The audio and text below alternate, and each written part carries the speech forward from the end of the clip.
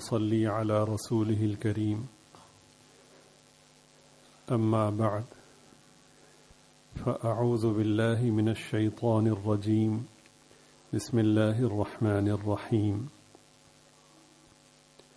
يا أيها الذين آمنوا اتقوا الله وقولوا قولا سديدا يصلح لكم أعمالكم ويغفر لكم ذنوبكم ومن يطع الله ورسوله فقد فاز فوزا عظيما. صدق الله العظيم وصدق رسوله النبي الكريم. درود شریف پڑھ لیجیے.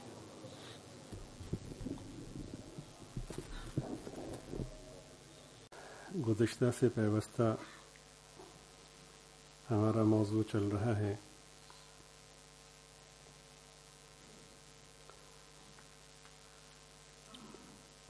حضرت مولانا ابو الحسن علی ندوی رحمہ اللہ تعالی کی والدہ محترمہ کی خود نوشت کے اقتباسات آپ کی خدمت میں عرض کیے گئے، انہی کا تسلسل ہے. حضرت فرماتے ہیں کہ اس پورے عرصے میں، بلکہ ان کی خود نوشت کہیے یا حضرت نے اپنے گھر کی خود نوشت پیش کی ہے، جو بھی اس کو آپ تعبیر دیں.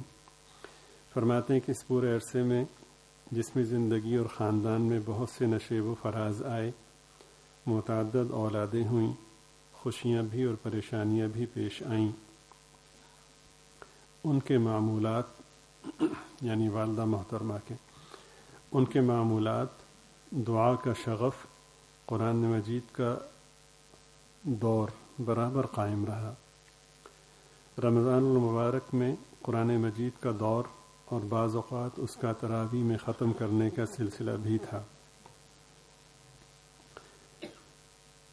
بھائی صاحب کو والدہ صاحبہ سے اس وقت بھی انس تھا جب ان کی والدہ حیات تھیں، اور بعد میں تو انہوں نے ان میں اور اپنی ماں میں فرق نہیں سمجھا، اور انہوں نے بھی ان کو ہمیشہ اپنی اولاد پر ترجیح دی. آپ کے علم میں ہے کہ حضرت مولانا کے والد محترم کی جو پہلی اہلیہ تھیں وہ انتقال فرما گئی تھیں، اور ان سے ایک بیٹے تھے، یہ ان کا تذکرہ ہو رہا ہے. تو انہوں نے بھی سگی والدہ کی طرح ادب اور احترام کیا، اور والدہ محترمہ نے بھی سگی اولاد کی طرح انہیں عزیز رکھا، اور انہوں نے بھی ان کو ہمیشہ اپنی اولاد پر ترجیح دی. والد صاحب کی دونوں بہنوں اور بھائی صاحب کی شادی بڑے شوق، خوش سلیقگی اور حسن انتظام سے کی. حضرت فرماتے ہیں کہ غرض یہ زمانہ ہر طرح سے فرحت و مسرت اور خیر و برکت کے ساتھ گزر رہا تھا کہ اچانک 5 جمادی الآخرہ 1341 ہجری بمطابق 2 فروری 1923 کو والد صاحب کے انتقال کا واقعہ پیش آیا. پہلے سے طبیعت کچھ ناساز نہ تھی. میرے چچا مولوی سید عزیز الرحمن صاحب کو کچھ چوٹ آ گئی تھی. والد صاحب نے والدہ صاحبہ کو ان کی عیادت کے لیے ان کے ہاں بھیج دیا.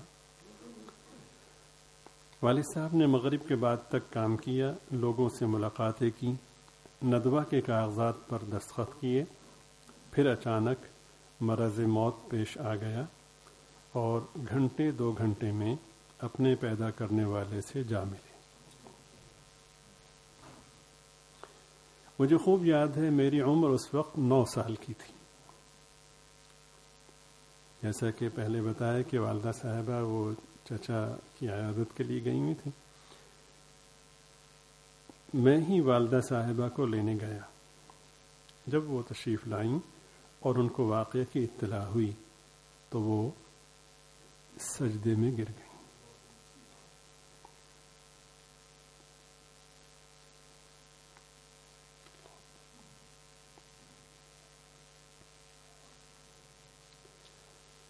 یہ فرق ہے تربیت کا، ماحول کا، اور اللہ تعالیٰ کے حضور دعاؤں کے ثمرات کا، ورنہ رونا پیٹنا اور آہو بکا اور گریبان پھاڑنا، بین کرنا وغیرہ وغیرہ آئے دن ہم دیکھتے ہیں.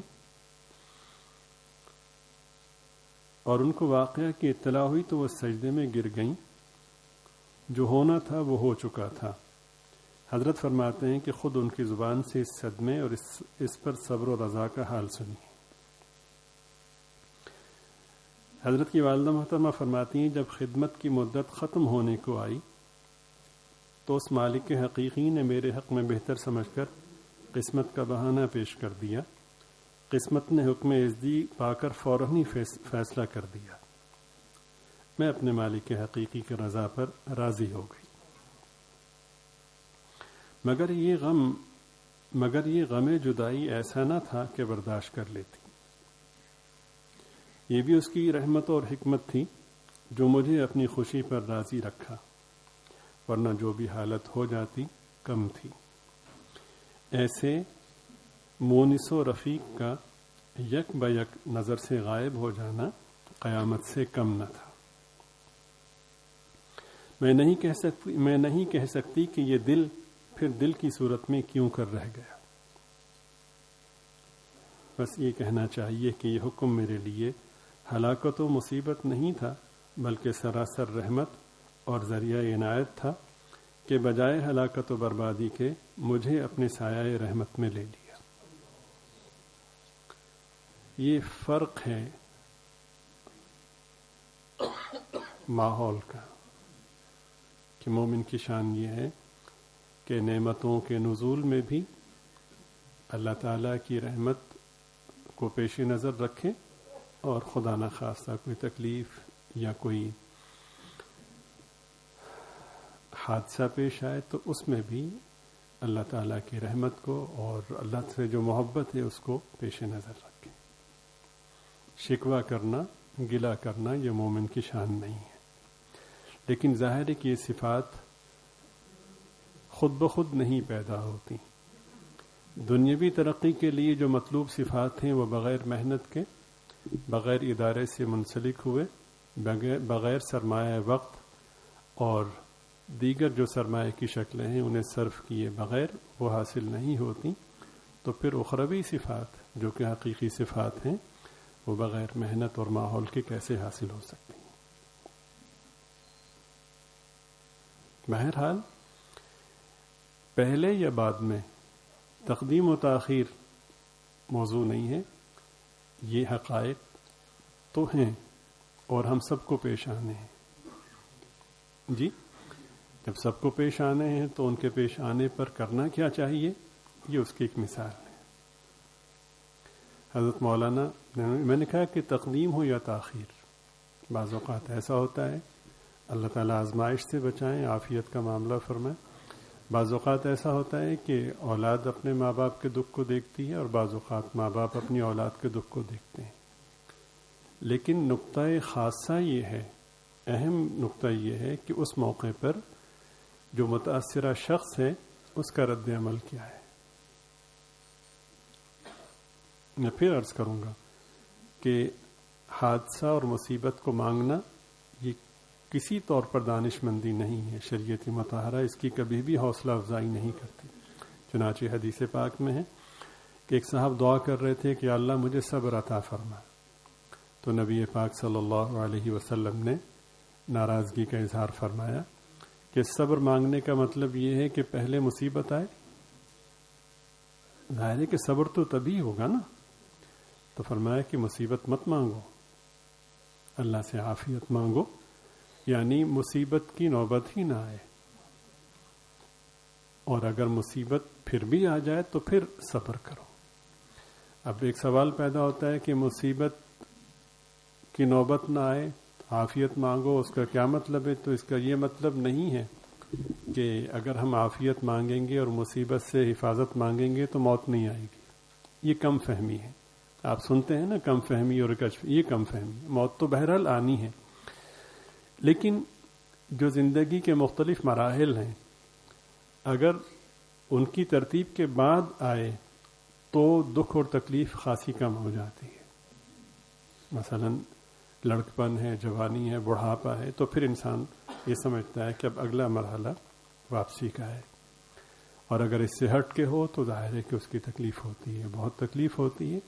سید الانبیاء صلی اللہ علیہ وسلم جو سب سے بڑے صاحب عظیمت ہیں اور سب سے بڑے مومن ہیں، اللہ کے وعدوں پر جتنا یقین سرکار کو ہے اتنا کسی کو نہیں ہے، تو بیٹے کے انتقال پر آپ نے نہ صرف یہ کہ دکھ کا اظہار فرمایا بلکہ وہ الفاظ منصوص ہیں، انا بفراقک یا ابراہیم لمحزونون، ابراہیم ہم آپ کی جدائی سے غمزدہ ہیں.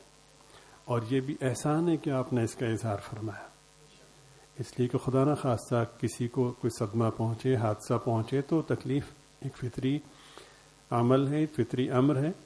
تو اس موقع پر یہ الفاظ حوصلہ دیتے ہیں کہ اگر تکلیف کا اظہار ہو جائے تو خلاف شرع نہیں، نہ خلاف شرع ہے، نہ خلاف تقوی ہے، نہ خلاف ایمان. تو عافیت کا مطلب یہ ہوتا ہے کہ ہر کام ایک توازن کے ساتھ ہو، اور وہ توازن کی جو بھی اعلیٰ ترین شکل ہے وہ اللہ تعالیٰ کی مشیت اور علم میں ہے. مطلب یہ ہوتا ہے کہ اپنی تدابیر، اپنے دعوے اور اپنے خیال میں کہ میں یہ کر لوں گا وہ کر لوں، اس خوش فہمی سے باہر نکلے اور یہ عرض کرے کہ میں کچھ بھی نہیں اور کچھ بھی نہیں کر سکتا. آپ ہی کی رحمت نے اب تک بھائی توجہ کے ساتھ، آپ ہی کی رحمت نے اب تک چلایا ہے اور آئندہ بھی آپ کی رحمت چلائے گی. آپ ہی کی رحمت نے سنبھالا ہے اور آئندہ بھی آپ کی رحمت ہی سنبھالے گی. مجھے نہیں معلوم کہ میرے حق میں کیا بہتر ہے، البتہ یہ بھیک ضرور مانگتا ہوں کہ آزمائش کے قابل نہیں ہوں، آپ مجھ پہ رحم فرمائیے. اور چونکہ آپ کی پسندیدہ چیزوں میں عافیت سب سے بڑھ کر کے پسندیدہ ہے تو مجھے عافیت نصیب فرمائیے. حضرت مولانا عبید اللہ انور صاحب رحمۃ اللہ علیہ ہماری ماضی قریب بلکہ حال کے بزرگ کہیے، آپ کی خدمت میں عرض کیا گیا کہ تکلیف اور مصیبت مانگنا یہ کبھی بھی پسندیدہ نہیں ہے. وہ ان لوگوں کے لیے لمحہ فکریہ ہے جو مختلف چیلنج کی وہ توقع یا امید رکھتے ہیں یا دعویٰ کرتے ہیں کہ ہم نمٹ لیں گے فلاں، یہ کسی طور پر اللہ کو پسند نہیں ہے. یہ فکری سلامتی بہت بڑی نعمت ہے اور فہم سلیم بہت بڑی نعمت ہے. آپ حضرات جب جہاد کے موضوع پر بات کرتے ہیں یا سنتے ہیں یا تصور جہاد میں کوئی بات کی جاتی ہے تو بہت سے لوگ یہ ذوق رکھتے یا ظاہر کرتے ہیں کہ جناب بس موقع ہو اور دشمنوں سے ہم بھیڑیں اور ان کو یہ کر دیں، فلاں کر دیں، وغیرہ وغیرہ. اور اس کے پس منظر میں نبی پاک صلی اللہ علیہ وسلم کے جو مختلف غزوات ہیں، حضرات صحابہ رضی اللہ تعالیٰ عنہ کی جو جان نثاری کے حقائق ہیں اور جو داستانیں ہیں، ظاہر ہے کہ وہ روز روشن کی طرح ہیں، وہ ناقابل تردید ہیں، ناقابل انکار ہیں. وہ ہمارے پیش نظر جناب صحابہ نے یہ کیا اور مجاہدین نے یہ کیا، سرکار نے یہ کیا، انفرادی حیثیت میں بھی، اجتماعی حیثیت میں بھی. تو یہ ذہن میں ہوتا ہے کہ ہم بھی ایسا کریں. بے شک ہر مومن کو یہ سوچنا چاہیے کہ جو کچھ میرے پاس ہے وہ میرے رب کا ہے، ہر وقت یہ سوچنا چاہیے. اور اگر کبھی کسی خام خیالی میں ہے کہ یہ میرا ہے تو میرے خیال میں یہ بڑے گناہوں میں سے ایک گناہ ہے، توبہ کرنی چاہیے. وہ جب چاہے جس سے چاہے لے لے، کوئی روک نہیں سکتا. اللہ سے ڈرنا چاہیے. مسکینوں کے ساتھ، کمزوروں کے ساتھ، ڈرنے والوں کے ساتھ اللہ خود کھڑا ہے. انہ لا يحب المستکبرین، تکبر کرنے والوں کو وہ بالکل پسند نہیں کرتا. تو یہ بات کہ میری جان، میرا مال اور میرا سب کچھ میرے رب کا ہے، یہ جذبہ ہر مومن کا ہر وقت ہونا چاہیے. لیکن پھر عرض کروں گا کہ سلامتی فہم اس کو کہتے ہیں. درود شریف پڑھ لیجیے.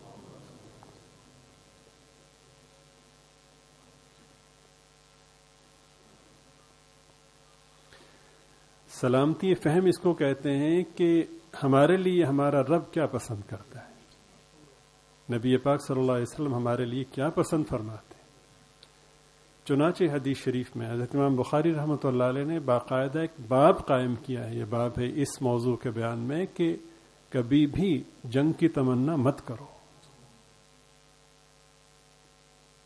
سید الانبیاء صلی اللہ علیہ وسلم فرما رہے ہیں، نبی الملاحم، جن کی ساری زندگی جہاد سے تعبیر ہے، وہ یہ فرما رہے ہیں، جو یہ یعنی ہم دیکھیں تو حیران رہ جاتے ہیں کہ رحمت للعالمین صلی اللہ علیہ وسلم کو مخالفین نے، دشمنوں نے مجبور کر دیا، انہوں نے عافیت کا راستہ اختیار کیا، اور اتنا اختیار کیا کہ اپنا وطن، اپنی جائے پیدائش تک چھوڑ دی کہ بھائی میں لڑنا نہیں چاہتا۔ لیکن جب مسلط کر دی گئی تو پھر آپ نے بہادری کی وہ جوہر دکھائے، کیونکہ نہ پہلے ان کی مثال تھی نہ آئندہ ان کی مثال ہو۔ ٹھیک ہے، وہ یہ فرما رہے ہیں کہ کبھی بھی جنگ کی تمنا مت کرو۔ سمجھ رہے ہیں آپ؟ تو سلامتی فکر یہ ہے کہ ہمارا رب ہم سے کیا چاہتا ہے، ہمارے نبی صلی اللہ علیہ وسلم سے کیا چاہتے ہیں۔ ہاں، اگر مسلط ہو جائے تو پھر اللہ نے جو کچھ دیا ہے وہ سب اللہ کے پاک دین اور پاک نام پہ نثار کر دیں اور اس کو سعادت سمجھیں۔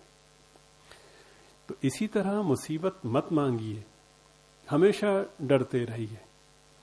دیکھیے، میں نے عرض کیا کہ سب سے بڑے صاحب عظیمت جناب رسول پاک صلی اللہ علیہ وسلم، ام المومنین حضرت سیدہ عائشہ صدیقہ رضی اللہ تعالی عنہ ایک بات ارشاد فرماتی ہیں، یہ نہیں فرماتی کہ سرکار نے ایک دفعہ ایسا کیا، یہ نقطہ قابل غور۔ فرمایا سرکار دو عالم صلی اللہ علیہ وسلم کی عادت مبارکہ تھی، مطلب یہ کہ ہمیشہ کوشش کرتے تھے کہ اس عادت مبارکہ کو اختیار کرو۔ وہ کیا تھی کہ جب بھی کوئی دو معاملات سامنے ہوتے کہ ان دونوں میں سے کسی ایک کو اختیار کرنا ہی ہے تو آپ ہمیشہ آسان کو اختیار فرمائیں۔ حالانکہ اگر آپ مشکل کو اختیار فرماتے تو آپ کر سکتے تھے، لیکن ہم پر احسان ہے، اگر آپ مشکل کو اختیار کرتے تو ہو سکتا ہے ہمارے لیے لازم ہوتا کہ ہم بھی مشکل کو اختیار کریں۔ تو کتنے لوگ ایسے ہوتے کہ مشکل کے اختیار کرتے وقت ایمان سے پھر جاتے کہ یہ کس مصیبت میں ہم پڑ گئے۔ ہم پہ احسان ہے کہ سید العظیمت انہوں نے، سید المومنین انہوں نے آسان راستے کو اختیار کر کے ہمیں درس دیا، سبق دیا کہ اللہ کو عاجزی پسند ہے، یا اللہ میں نہیں چل سکتا۔ وَلَا تَكِلْنِي إِلَى نَفْسِي طَرْفَةَ عَيْنٍ، پلک جھپکنے کے بقدر بھی مجھے میرے نفس کے حوالے نہ کیجیے۔ یہ دعا ہے نبی پاک صلی اللہ علیہ وسلم، مجھے ہر وقت آپ کی مدد کی، آپ کے سہارے کی ضرورت ہے، اتنی نہیں کہ انگلی پکڑ کے چلنا۔ یہ بڑا خوبصورت استعارہ ہے کہ مجھے ایسی ضرورت ہے جیسے بچہ اپنے باپ کی انگلی پکڑ کے چلتا ہے تو وہ محفوظ سمجھتا ہے اپنے آپ کو، تو مجھے اتنی ضرورت ہے۔ فرمایا نہیں، مجھے اتنی ضرورت ہے کہ ایک دن کا بچہ کروٹ لینے میں جتنا اپنی ماں کا محتاج ہوتا ہے، میں اس سے بڑھ کر آپ کا محتاج ہوں۔ اللہم واقیتاً کواقیت الولید، اے اللہ مجھے حفاظت چاہیے جیسے نوزائیدہ بچے کو حفاظت مطلوب ہوتی ہے۔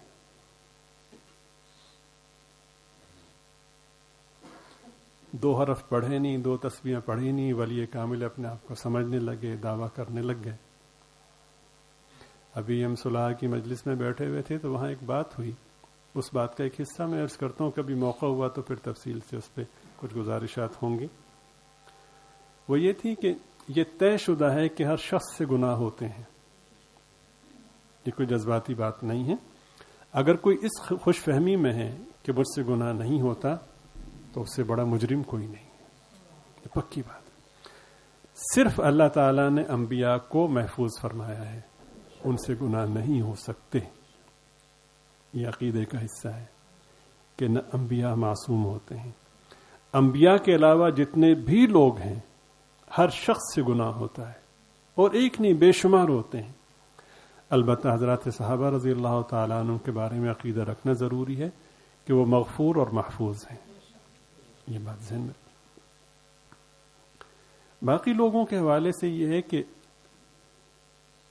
ہم اس کے پابند نہیں ہے کہ لوگوں کے گناہ تلاش کریں، اور اس سے تو ہمیں روکا گیا ہے کہ کسی گناہ کو دیکھ کر کسی کے بارے میں نتیجہ مرتب کریں.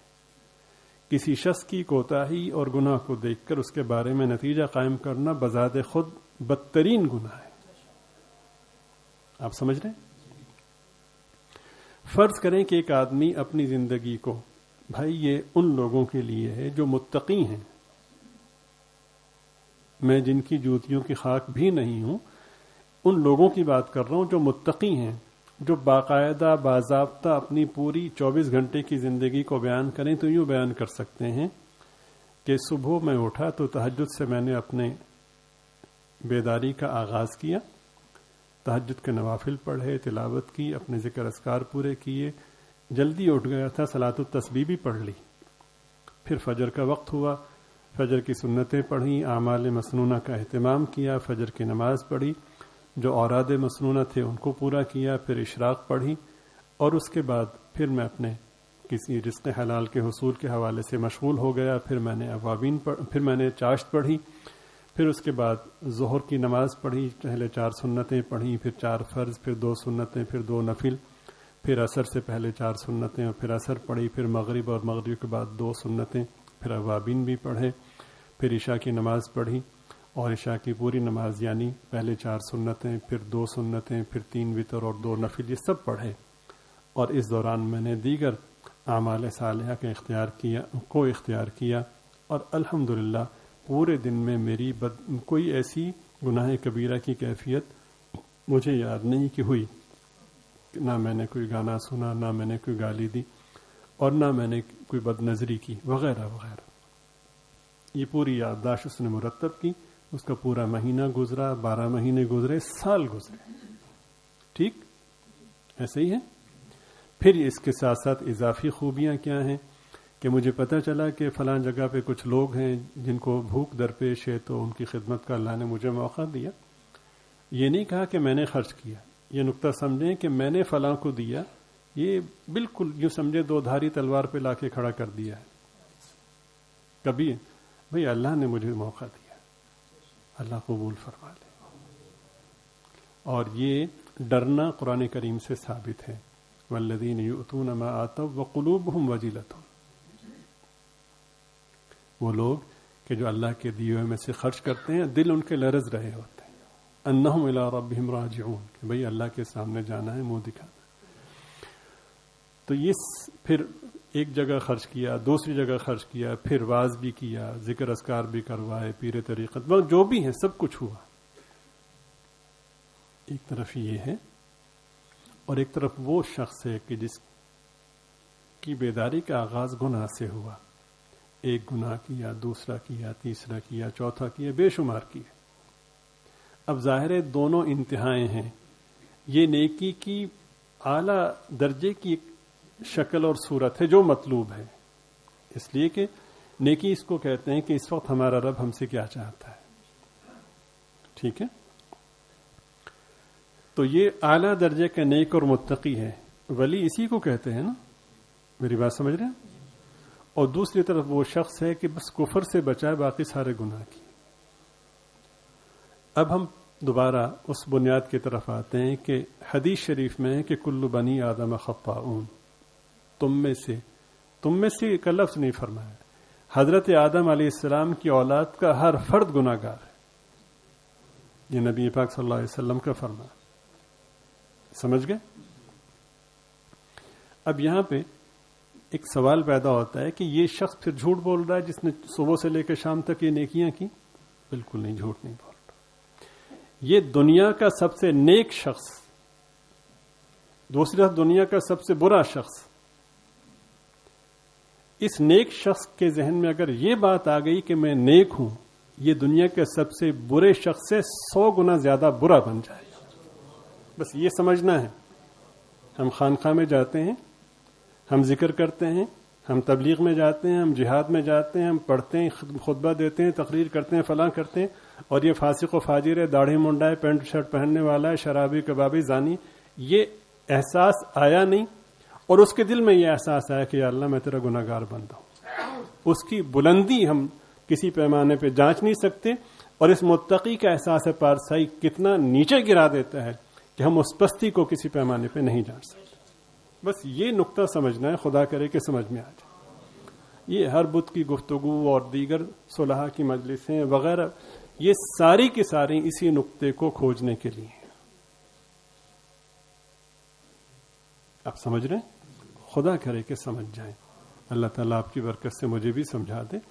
اگر یہ نہیں ہے تو پھر بہت مشکل ہے، بہت مشکل ہے.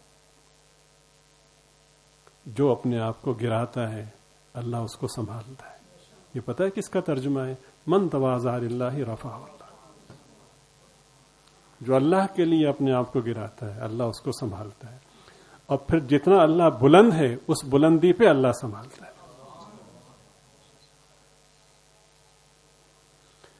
اور جو اپنے آپ کو بڑا سمجھتا ہے، دیکھیے ایک مثال آپ کی خدمت میں پیش کی تھی کہ ایک چھوٹا بچہ ہے، بادشاہ کا بیٹا ہے، وہ کھیلتے کھیلتے بادشاہ کے پاس آیا، گود میں چڑھ گیا، کندھے پہ چڑھ گیا، تاج گرا دیا.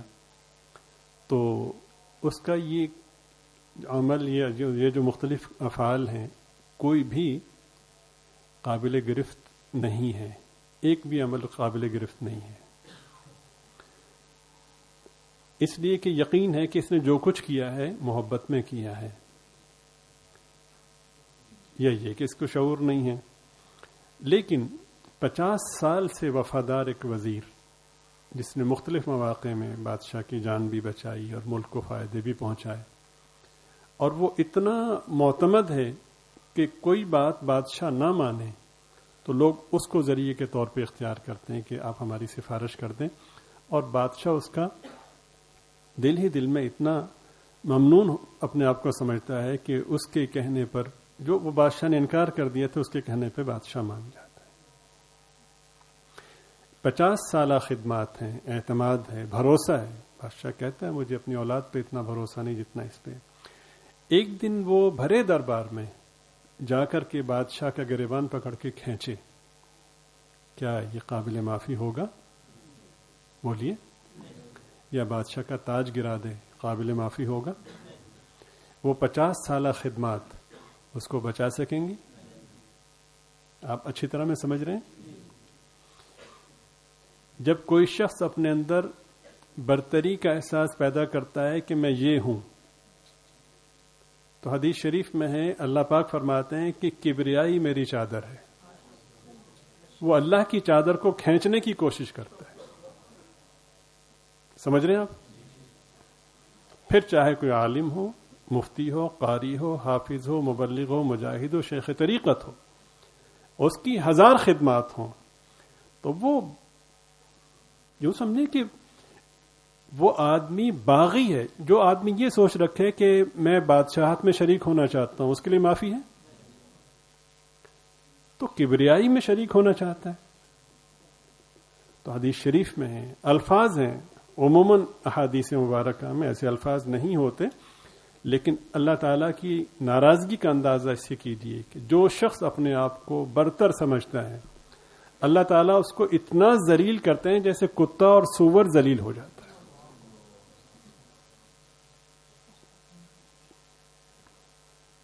تو سب سے نیک، سب سے بڑا گناہگار صرف ایک احساس کی بنا پہ بن جاتا ہے، اور سب سے بڑا گناہگار بس اپنے آپ کو اللہ کے لیے گراتا ہے، یا اللہ غلطی ہو گئی، اللہ اس کو سنبھال لیتا ہے. سمجھ رہے ہیں؟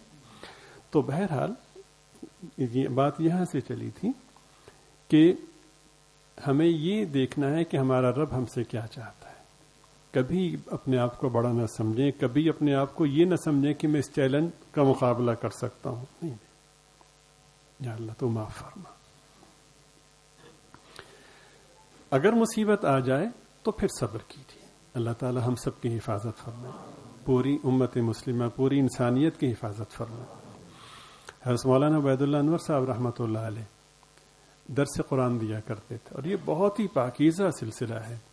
جو اہل علم ہیں ان کی خدمت میں گزارش ہے کہ اپنے اپنے مقامات پر اس کا اہتمام فرمائیں. اس کی بڑی برکت ہے. شیخ العالم شیخ الہند حضرت مولانا محمود حسن صاحب رحمۃ اللہ علیہ جب مالٹا کی جیل سے رہا ہو کر تشریف لائے تو حضرت نے ارشاد فرمایا کہ میں نے بہت غور کیا کہ مسلمانوں کے زوال کے اسباب کیا ہیں. تو مسلسل غور کرنے کے بعد میں اس نتیجے پر پہنچا کہ مسلمانوں کے زوال کے اسباب دو ہیں. ایک یہ ہے کہ آپس کا انتشار اور دوسرا یہ کہ قرآن کریم کو انہوں نے چھوڑ دیا ہے. تو اہل علم کو چاہیے کہ اللہ نے جو ان کو صلاحیتیں دی ہیں ان کے اظہار کے لیے اشاعت دین اور اشاعت خیر کے لیے دین کی خدمت کے لیے درس قرآن کے سلسلے کو شروع کریں اور بہت سنجیدگی کے ساتھ اخلاص کے ساتھ اور اپنے مخاطبین کو یہ نہ سمجھیں کہ یہ ان پڑھ اور جاہل بیٹھے ہیں. یہ تو پھر وہی غلطی ہو گئی جس کا بھی تذکرہ. بلکہ اس طرح سے بات کرنی ہے کہ میرے سامنے جو لوگ بیٹھے ہیں ان میں 3 طرح کے لوگ ہیں. کچھ عمر میں مجھ سے بڑے ہیں, کچھ چھوٹے ہیں اور کچھ ہم عمر ہیں. تو جو مجھ سے بڑے ہیں تو مجھے ان کی خدمت میں بات یوں پیش کرنی جیسے ابا جی کی خدمت میں کوئی بات عرض کرنی ہے, اور جو مجھ سے چھوٹے ہیں ان کو اس طرح سے بات سمجھانی جیسے اپنے بیٹے کو سمجھایا جاتا ہے. اور جو میرے ہم عمر ہیں ان کی خدمت میں اس خیر خواہی کو مطلوب رکھنا ہے کہ اختلاف کے باوجود بھی بھائی کے لیے بھائی خیر خواہی کا جذبہ رکھتا ہے. اگر یہ ہے تو پھر تو کیجیے, اگر ایسا نہیں ہے تو پھر اللہ تعالیٰ سے توبہ استغفار کیجیے. اس کے بغیر کبھی بھی بات مؤثر نہیں ہو سکتی. بس اللہ پہ چھوڑ دیجیے. پھر دل بھٹکے تو پھر اللہ سے دعا مانگیں, اللہ معاف فرما دیجیے, میں بہت مغلوب ہوں. پھر شیطان مجھے بہکاتا ہے. اچھا دلچسپ بات یہ ہے, ہمارا ایک بہت بڑا المیہ یہ ہے کہ اگر کوئی ہمیں بتا دے کہ آپ سے غلطی ہوئی ہے تو وہ احساس پارسائی جو ہم میں اتنا رچ بس گیا ہے, خود نمائی, خود ستائی, نمائش وغیرہ وغیرہ. نماز اللہ کے لیے پڑھنی تھی, ایک دفعہ ہی پڑھنی ہے. لوگوں نے واہ واہ اگر کرنی ہے تو تم اخلاص سے پڑھ لو, وہ پھر بھی واہ واہ کر دیں گے. یہ تھوڑا ہی کہ ایک دفعہ واہ واہ کے لیے پڑھیں اور ایک دفعہ اخلاص کریں. بس اتنی سی بات ہے. اور دوسری بات ہے واہ واہ نہ بھی ہوئی, جس کے لیے پڑھ رہے ہیں وہ تو دیکھ رہا ہے نا, اس کی لذت کو محسوس کریں. دیکھیے کیا سبحان اللہ, بڑی بڑی نعمتیں اپنی جگہ, اس لذت کو محسوس کریں. وما تكون في شأن وما تتلو منه من قرآن ولا تعملون من عمل إلا كنا عليكم شهودا إذ تفيضون فيه. جب آپ اعمال صالحہ کر رہے ہوتے ہیں تو ہم آپ کو دیکھ رہے ہوتے ہیں. اس لذت کو محسوس کریں, میرا رب مجھے دیکھ رہا ہے. کتنے سستے داموں ہم نے اس جذبے کو بیچ دیا کہ فلاں مجھے دیکھ رہا ہے, فلاں. بس ارے جس کے لیے کر رہے ہیں اس کو سامنے رکھیں. میری بات سمجھ رہے ہیں نا؟ یہ دل میں آتا ہے نا کہ مجھے فلاں دیکھیں وغیرہ وغیرہ. یہ دل میں آتا ہے, یہ نظام کا حصہ ہے, لیکن اس کا رخ کدھر کرنا ہے وہ سوچنے کی بات ہے. میرا رب مجھے دیکھ رہا ہے. ایک دفعہ کوشش کریں. میں نے عرض کی کہ ہمارا المیہ یہ ہے, اگر ہمیں کوئی بتا بھی دے کہ آپ غلطی کر رہے ہیں, اول تو ہم جلدی ماننے کو تیار نہیں ہوتے, جھوٹ بول دیتے ہیں, اڑ جاتے ہیں. نہیں ہے, خاص طور پر تب اڑ جاتے ہیں کہ اگر کسی عالم کو غیر عالم بتا دے, اوہو اس کی جرت کیسی ہوئی, تو یہ بھی بہت بری بات ہے. اگر کسی نے آپ کو بتایا تو آپ کا محسن ہے کہ اس نے آپ کو خیر کی طرف متوجہ کیا. تو یا تو انکار کر دیتے ہیں یا پھر جھوٹ بول جاتے ہیں. اگر کوئی بہت ہی بڑا تیر مار لے اس حوالے سے, جو یہ سمجھے کہ میں خانقاہ میں اتنے عرصے سے جا رہا ہوں اور میں صلحاء کے ساتھ ہوتا ہوں اور میری اصلاح ہو گئی ہے, تو بہت بڑا تیر مارے گا تو یہ کہے گا کہ ہاں نفس و شیطان نے بہکا دیا تھا. یعنی تب بھی یہ نہیں کہہ رہا کہ مجھ سے غلطی ہوئی ہے, تب بھی نفس و شیطان کا سہارا لے کر اپنی پارسائی کو ایک طرف بچا کے رکھا ہو. ہماری بدبختی یہ کہ جب ہم سے کوئی غلطی ہوتی ہے, ہم نے اگر دوسرے شخص سے معافی مانگنی ہوتی تب بھی ہم اپنی انا کو بچا کے رکھتے ہیں. معافی کا لفظ نہیں کہتے, معذرت کہتے ہیں. کہ کچھ لوگوں کو اس کا معنی پتا, کچھ کو نہیں پتا, تھوڑی نہیں. ارے سیدھا سیدھا کہو غلطی ہو گئی, جرم ہو گیا, معاف کر دیجئے. کیسی انا, غلطی نہیں ہو تب بھی کہہ دیجئے کہ معاف کر دیجئے.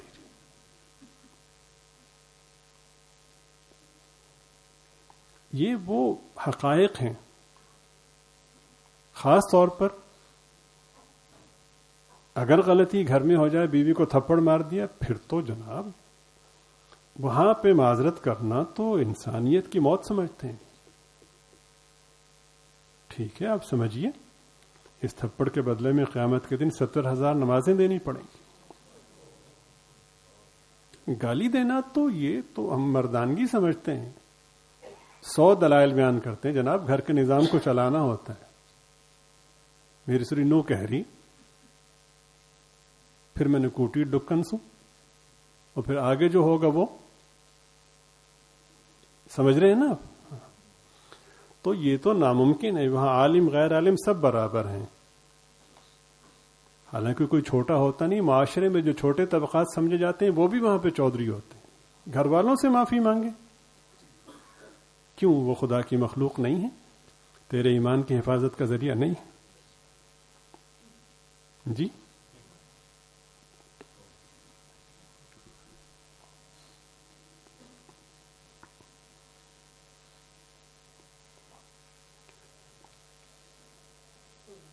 حفاظت ایمان سے بڑھ کر کیا احسان ہوگا؟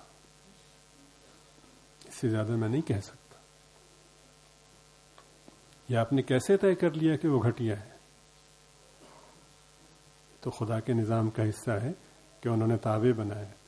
تابع میں اور گھٹیا میں فرق ہوتا ہے. سمجھ رہے ہیں آپ؟ ہاں.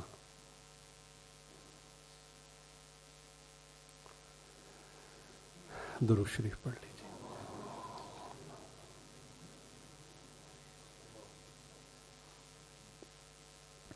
چنانچہ بہت سے کاملین وہ گھر والے امور کے حوالے سے ناقصین ہیں, بلکہ یوں سمجھیے کہ اللہ تعالیٰ نے مفہوم کمال کو جو تکمیل بخشی ہے وہ گھر والوں کے ساتھ حسن سلوک کے ذریعے سے بخشی. اور پھر کیا بات ہے, سبحان اللہ سبحان اللہ. اس مضمون کا جو تتمہ ہے, ختامہ مسک, فرمایا تم میں سب سے بھی تم میں کامل ایمان والے وہ ہیں جو گھر والوں کے ساتھ حسن خلق سے پیش آئیں. اگلا جملہ سنیے, پاؤں تلے زمین نکل جاتی. فرمایا میں اپنے گھر والوں کے ساتھ سب سے اعلیٰ اخلاق سے رہتا ہوں. کہاں گئی ہماری پارسائی, ہماری نیکی, ہماری نمازیں, ہمارا ایمان؟ میری اور آپ کی نالائقی کی بنا پر آج مغرب کو انگلی اٹھانے کا موقع ملتا ہے کہ یہ لوگ عورت پہ ظلم کرتے ہیں. ہم ہزار کہیں کہ اسلام میں لکھا ہے, تو کہتے ہیں تم مسلمان نہیں ہو, اسلام میں لکھا ہے نا, عمل تمہارا کیا ہے؟ سمجھ رہے ہیں؟ تو کتنے بدبخت ہیں ہم, کتنے بد نصیب ہیں کہ ہماری نالائقی کی بنا پر ہمارے نبی پر اور ہمارے نبی کے دین پر انگلیاں اٹھا رہے ہیں.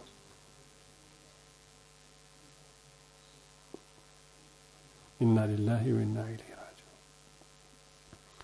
تو بات یہ ہو رہی تھی کہ فرض کریں اگر کسی بڑے سے معافی مانگنی تب بھی ہم معذرت کے الفاظ سے بھی معافی, لیکن سوال یہ ہے کہ جو روح معافی ہے, ندامت اور جرم کا احساس, تو ان الفاظ سے ہم اس روح کو اختیار نہیں کر رہے.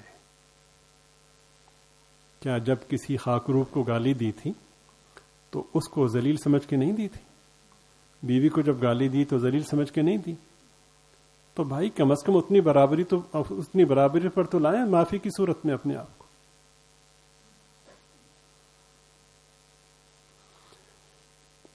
خاص طور پر اگر کسی ملازم سے غلطی ہو جائے, دکان پہ کام کرتا ہے,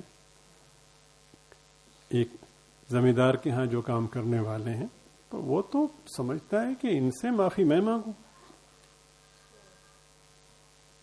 بہرحال اللہ نے یہ دورانیہ دیا ہے, لیبلوکم ایکم احسن عملا, پھر نتیجہ اسی کے مطابق ہو.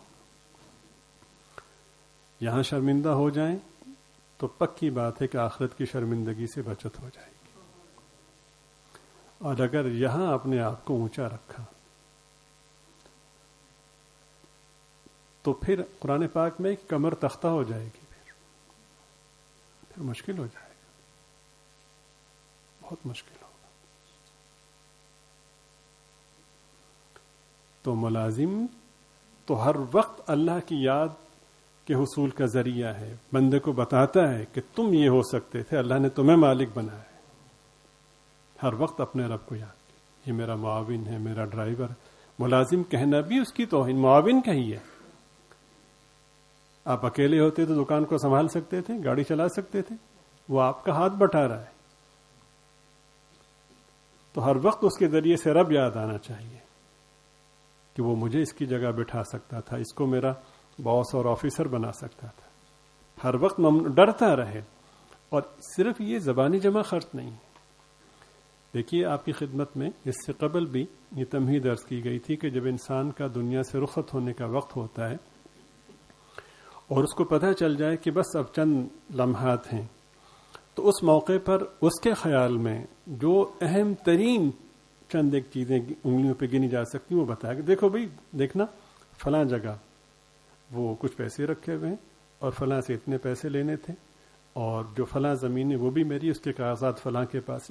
یہ سمجھ رہے ہیں نا، یہ معاشرتی طور پر جو اہم باتیں ہوتی ہیں، یہ پیسے، خزانہ اور یہ زمین، یہ تو ہمارے خیال میں اہم ہے، لیکن نبی پاک صلی اللہ علیہ وسلم کے نزدیک سب سے اہم اللہ کا دین ہے. اور اللہ تعالیٰ کے دین کو ہم دو لفظوں میں بیان یوں کر سکتے ہیں کہ دین کی دو قسمیں ہیں، یا دین دو اقسام پہ مشتمل ہے، حقوق اللہ اور حقوق العباد. ایسے ہی ہے. سرکار دو عالم صلی اللہ علیہ وسلم نے بوقت روانگی ارشاد فرمایا، دیکھو اللہ کے حقوق کی پامالی مت کرنا، اللہ تعالیٰ کے حقوق میں جو سرخیل عمل ہے وہ نماز ہے، اس کی پابندی کرنا. اور دوسرا فرمایا، کمال کی بات فرمایا، جو تمہارے ماتحت ہیں ان کے ساتھ حسن سلوک کر. ہے حدیث شریف میں ایسے ہی ہے نا، وما ملکت ایمانکم. جاتے جاتے بھی سرکار نے ملازموں کا خیال فرمایا، بیوی کے حقوق کی تاکید فرمائی، معاونین کے حقوق کی تاکید فرمائی. جو کمزور سمجھے جاتے ہیں یا جو نظام میں تمہارے تابع ہیں ان کا خیال کرنا. اس سے بڑھ کر اہم بات کیا ہوگی جو سرکار کے نزدیک سب سے اہم ہے؟ آج طالب علم تمہارے پاس ہیں، وہ تمہارے تابع ہیں، بیچارہ چھوٹا بچہ کیا کرے؟ مار کھا کے آتا ہے، ماں کہتی ہے کہ بیٹا اس جگہ جہاں جہاں تمہیں وہ چھڑی لگے گی جہنم کی آگ حرام ہوگی، پھر چلا جاتا ہے. ان کا سوال ہوگا اللہ کے ہاں. اور ہم نے اپنے طور پر کچھ اصول وضع کر لیے ہیں. سب سے پہلا تو یہ ہے کہ بھئی میں معلم ہوں، بہت بڑا احسان ہے میرا. دوسرا یہ کہ میں دین پڑھا رہا ہوں تو یہ سب مجھ سے نیچے ہیں اور سب تابع ہیں. تیسرا یہ کہ مار کے بغیر بچے نہیں پڑھ سکتے، بنیں گے کیسے، وغیرہ وغیرہ. بھائی تمہارا 2 اور 2 4 کا کلیہ ہے جو ہے وہ معیار نہیں ہے، معیار اللہ کا دین ہے. کیا سرکار کے زمانے میں لوگوں نے حفظ نہیں کیا؟ کسی ایک فرد کو یا شخص کو حفظ پہ مار کے حوالے سے اگر کوئی مثال ہے تو دیجئے، میں آپ کا احسان مانوں. بچے تو اس زمانے میں بھی شرارتیں کیا کرتے تھے، تو شرارتوں پر یا سبق کی یاد نہ کرنے پر مار پیٹ کی کوئی ایک مثال یا دلیل ہو تو مجھے دے کر کے مجھ پہ احسان کیجیے. کتنی افسوس کی بات ہے. یعنی ہم یہاں پر ایک گناہگار سے ایک درجہ مزید بلکہ کئی درجے مزید نیچے گر جاتے ہیں کہ گناہگار گناہ کر کے گناہ سمجھ رہا ہے اور نادم ہے، ہم گناہ کر کے اس کو نیکی سمجھ رہے ہیں، مار پیٹ بھی کرتے ہیں اور پھر سمجھ رہے ہیں کہ ہم نیکی کر رہے ہیں. بہرحال یہ مختلف قسم کے دائرے ہیں. خلاصہ اس کا یہ ہے کہ جو بھی شخص ماتحت کے مفہوم میں آتا ہے تو اس کا جو بڑا ہے اس پر لازم ہے کہ ان کا خیال کرے اور ہر وقت ان کے ذریعے سے اپنے رب کو یاد کرے، ہر وقت شکر گزاری میں رہے. اللہ تعالیٰ نے مجھے اس مشقت سے بچایا ہے. سمجھ رہے ہیں آپ؟ دیکھیے مساکین عام طور پہ ماتحت ہوتے ہیں نا، تو نبی پاک صلی اللہ علیہ وسلم کی دعاؤں کی تاکید میں یہ مضمون اس سے کم ہے، یا تاکید ان مفاہیم سے کم ہے کہ جن میں خرچ کرنے کا فرمایا گیا ہے. بے شک خرچ کرنا بہت اہم ہے. سرکار دو عالم صلی اللہ علیہ وسلم نے اپنے لیے یہ دعا نہیں مانگی کہ آپ مجھے دینے کی توفیق عطا فرمائیے غریبوں کو مال وغیرہ، بلکہ آپ نے یہ دعا کی کہ اللہ مجھے مساکین کی محبت عطا فرما۔ ہمارے اس تصور کی اصلاح ہے کہ ایک آدمی کسی مسکین کو دے اور کہ چل منہ چوک کے آ جانا، چل نکل تھا، نہیں، جتنی نیکیاں ملنی تھیں وہ آپ کی خدمت میں عرض کیا گیا کہ کھجور کا کچھ حصہ دیں تو احد پہاڑ کے برابر ثواب ملتا ہے نا، اور دیگر جو کچھ ملنا تھا اس بدتمیزی نے اس سب کچھ ضائع کر دیا۔ یہ شرط ہے، ينفقون اموالهم فی سبیل اللہ ثم لا یتبعون منا ولا اذى لهم اجرهم، اگر اذیت نہیں پہنچائی، احسان نہیں جتلایا تو تب یہ سارے کے سارے اجر ہیں، ورنہ فارغ ہیں بالکل۔ پھر ایک جگہ فرمایا قول معروف ومغفرۃ خیر من صدقۃ یتبعها اذى، نرم بات، اچھی بات، معذرت کر لینا، دیگر حسن سلوک، یہ اس خرچ کرنے سے بہتر ہے جس کے بعد کسی کو اذیت پہنچائی جائے۔ آدمی کتنا کمینہ ہو جاتا ہے کہ میں نے اس کو فلاں چیز دی تھی، انا للہ و انا الیہ راجعون۔ ہمارے ایک محترم ساتھی آتے ہیں، بالکل سادہ ہیں، ایک لفظ بھی انہوں نے دین کا نہیں پڑھا، ان کے والد صاحب بھی ویسے ہی تھے، تو انہوں نے مجھے ایک بات بتائی، ایسی دل کو لگی، کہنے لگے کہ میرے والد صاحب، اللہ تعالیٰ ان کے درجات کو بلند فرمائے، میرے والد صاحب غریبوں کی بہت خدمت کرتے تھے۔ دلچسپ بات یہ ہے کہ اگر کسی کی خدمت کی تھی اور وہ راہ چلتے نظر آ گیا تو چھپ جاتے تھے، کہیں یہ دیکھ کے مجھے شرمندہ نہ ہو جائے۔ تو ہم جتنے بے شرم ہیں کہ آٹے کے ایک تھیلا دیا، اس سے کہیں زیادہ خرچہ سوشل میڈیا پہ اس کی تصویر کے ذریعے سے کرتے ہیں۔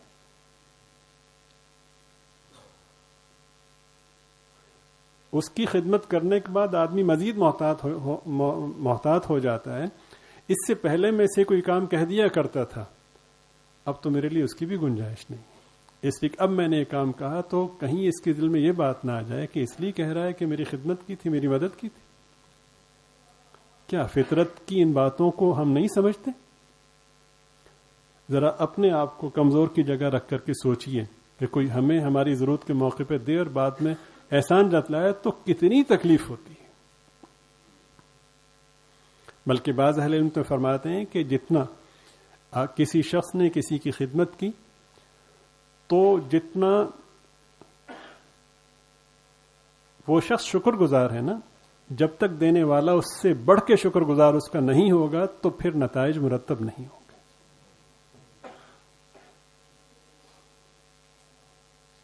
تو بہرحال جو ماتحت ہیں، تو دیکھیے بات چلی تھی کہ مساکین عام طور پہ ماتحت ہوتے ہیں، تو سرکار نے صرف یہ نہیں کہا کہ اللہ مجھے خدمت کرنے کی توفیق عطا فرما، بلکہ فرمایا کہ مجھے مساکین کی محبت عطا فرما۔ اس میں ہماری اصلاح کا ایک خاص پہلو یہ ہے کہ مساکین پہ خرچ کرنا بے شک باعث اجر ہے، لیکن اس سے بڑھ کے جو چیز ہے مساکین سے محبت کرنا ہے۔ اور اتنا ہی نہیں، یہ نہیں کہ ایک دفعہ کہہ دیا، بلکہ فرمایا کہ اللہ جب تک آپ مجھے زندہ رکھیں تو مساکین میں رکھیں، اور جب میری موت آئے تو تب بھی مساکین میں میری موت آئے، جب میں قیامت میں اٹھوں تو تب بھی مساکین کی جماعت میں اٹھوں۔ عمومی مزاج مبارک یہ تھا، فرمایا کہ کبھی تم مجھے تلاش کرو اور میں تمہیں نہ ملوں تو ابغونی فی الضعفاء، مجھے کمزور لوگوں میں تلاش کر لینا۔ ہمارا تصور دین کیا ہے؟ بدنصیبی کی انتہا ہے کہ ہماری حرکتوں کی بنا پر، انفرادی اور اجتماعی حرکتوں کی بنا پر آج ہمارے نبی پاک صلی اللہ علیہ وسلم کے دین پر لوگ انگلی اٹھاتے ہیں، ورنہ تو ایک ایسی مہک ہے جو کسی بند دائرے میں جس کو قید نہیں کیا جا سکتا۔ لوگ پوچھیں کہ یہ کون ہے، بھئی کیوں؟ بھئی ہمیں ایسا بننا ہے۔ ذرا محمدی کی مہک کو کوئی چیز روک سکتی ہے؟ بنیے تو صحیح۔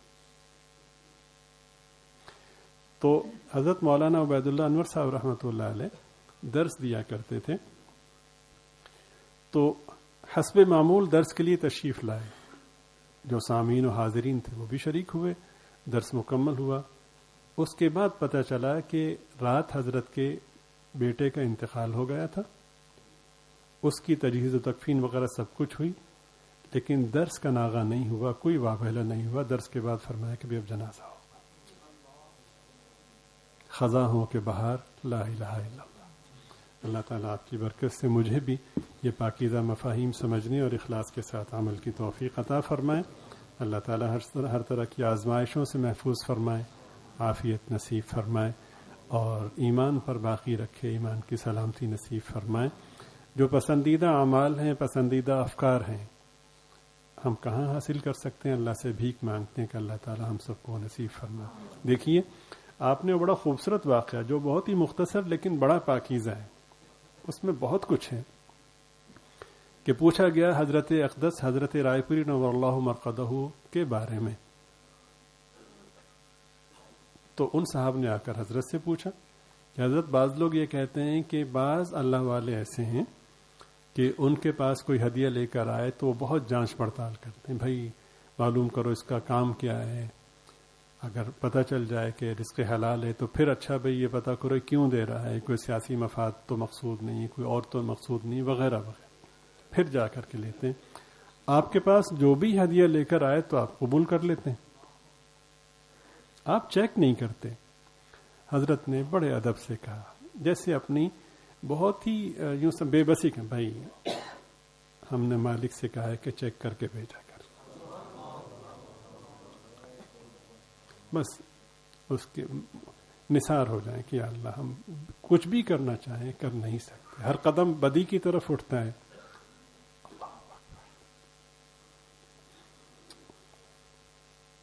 ہر لمحہ معصیت کی طرف ہمارا اٹھتا ہے، ہر لمحے معصیت کی طرف ہم متوجہ ہوتے ہیں، ہر لمحے ہم برائی کے قریب ترین ہوتے جا رہے ہیں، بچنا چاہتے ہیں بچ نہیں سکتے.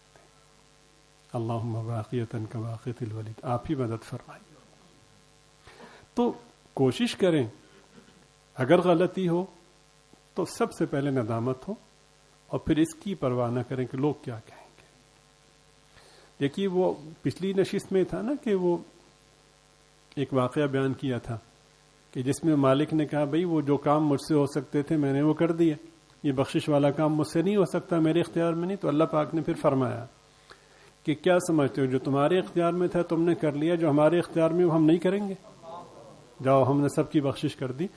تو بھائی لوگ کیا کہیں گے؟ جب حدیث پاک میں وعدہ ہے کہ جو اللہ کے لیے گرائے گا اللہ اس کو سنبھالیں گے، تو پھر ڈر کا ہے گا یہاں کے معاملات کو، یہاں بھائی غلطی ہو کہ اللہ کے لیے معاف کر دیں. اور یہ معذرت وغیرہ کے الفاظ یہ لیپا پوچھی یہ چھوڑیے، جو غلطی ہے سو غلطی ہے، ندامت بھی ہو اور اظہار بھی ہو. اللہ تعالی ہم سب کو معاف فرمائے. وآخر دعوانا ان الحمد للہ رب العالمین.